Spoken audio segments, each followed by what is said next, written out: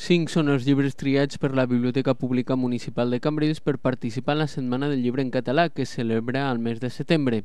La biblioteca inicia avui una campanya anomenada Cercles de Lectura. Per participar de la proposta, els usuaris que ho desitgin hauran de localitzar 5 llibres marcats amb els cercles de lectura i enviar aquesta informació, juntament amb una sèrie de dades personals, al correu electrònic de la setmana, secretaria@lasetmana.cat.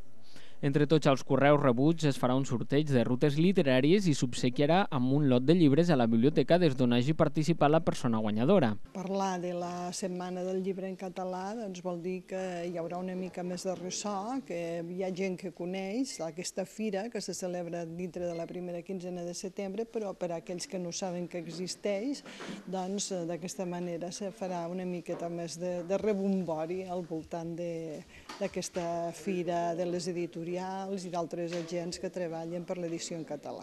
La biblioteca ha seleccionat 5 llibres, 2 de literatura infantil, 2 de juvenil i una novel·la per adults, d'entre el fons bibliogràfic que estan escrits en català i que poden trobar-se a les llibreries.